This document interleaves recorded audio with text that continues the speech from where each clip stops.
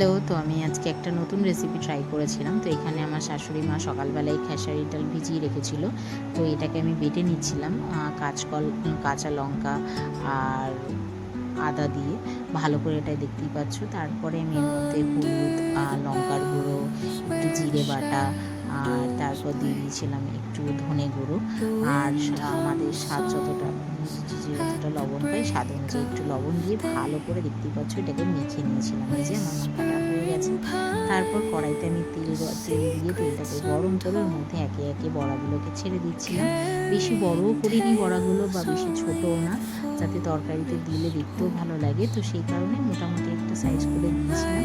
আর এই যে প্রত্যেকটা বড়া আমি লো ফ্লেমে গ্যাসটাকে কমিয়ে ভেজেছি, যাতে করে বড়াটা ভেতর থেকে কাঁচা না থাকে, সব দিক যেন পুরোপুরি ভাজা হয়।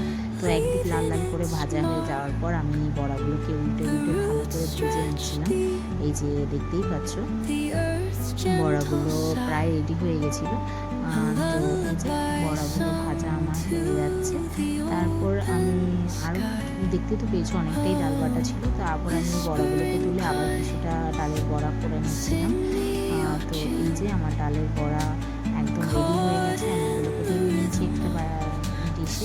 তো তারপর আমি আবার এর মধ্যে তেল গরম করে একটু জিরে ফোড়ন দিয়ে এর মধ্যে আমি পটলগুলোকে দিয়ে দিয়েছি।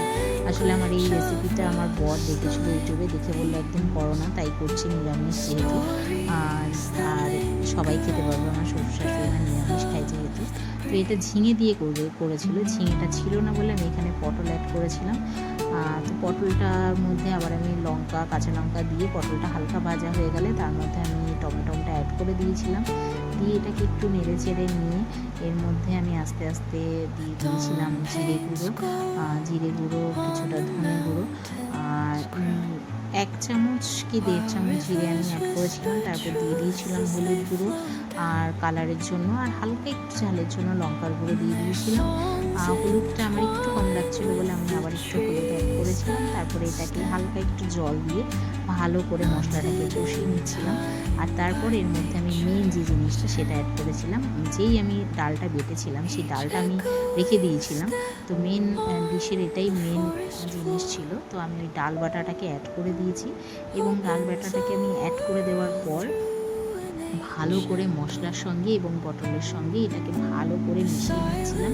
আমি খুব একটা বেশি ভাজা করব না, হালকা একটু জাস্ট এটাকে মিশিয়ে নিচ্ছি। আর মশলাগুলো যে অ্যাড করেছিলাম পটলে, সেগুলো যাতে ভালো করে এই ডালটার সাথে মিশে যায়, সেই কারণে আমি এটা করছি। এই যে ভালো করে এটাকে নেড়ে চেড়ে সমস্তটা ভালো করে মিশিয়ে নিচ্ছি। যখন দেখছি যে আমি আস্তে আস্তে এটা একটু লাগতে শুরু করছে, তখন আমি এর মধ্যে অ্যাড করে দিয়েছিলাম জল দিয়ে ভালো করে এটাকে সমস্তটা মিশিয়ে নিয়েছি ভালো করে। এই যে মিশিয়ে নেওয়ার পর এই যে দেখতেই পাচ্ছ, অনেকটা ডালের মতনই দেখতে লাগছে, কিন্তু ডালের মতন স্বাদ হয়নি, কারণ এর মধ্যে আমি কিছুটা মশলা অ্যাড করেছিলাম। একটু অন্যরকম, ডালের একটু আলাদা টেস্ট হয়েছিল। তারপরে আমি এটাকে ভালো করে ঢেকে দিয়েছিলাম। আর দেখতেই পাচ্ছ কতটা ঘন হয়ে গেছে, আর পটলগুলো অনেকটাই না সেদ্ধ হয়ে গিয়েছিল। আমি আবার একটু ভালো করে নেড়ে ছেড়ে নিয়েছিলাম। এই যে তো দেখতেই পাচ্ছ কি সুন্দর লাগছে দেখতে।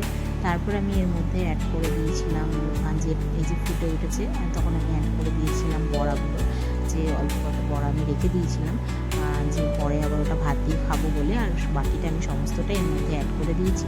তারপরে এই যে দেখতেই পাচ্ছ প্রায় অনেকটাই রেডি হয়ে গেছে। তারপর আমি একটু দিয়ে দিয়েছিলাম বাতাসা, তোমরা চাইলে চিনিও দিতে পারো। বাতাসাটাই আমি দিয়েছি, যেহেতু বাতাসাটাই খাওয়া হয়। তো তারপর আমি দিয়ে দিয়েছিলাম নামানোর আগে একটু ঘিটা দিতে এত সুন্দর একটা গন্ধ বেরিয়েছিল, আর খেতেও যা দারুণ লাগছিল ঘিটার জন্য, সত্যি দারুণ হয়েছিল। তো এই যে আমার তরকারিটা পুরো রেডি হয়ে গেছে, আর আমি এবার একটা ডিশে ঢেলেও নিয়েছিলাম, আর কিছুটা বড়া আমি রেখে দিয়েছিলাম। তো ভিডিওটা ভালো লাগলে অবশ্যই কমেন্ট করে জানিও কেমন হয়েছে, আর অবশ্যই একটা লাইক করো, সাবস্ক্রাইব করো।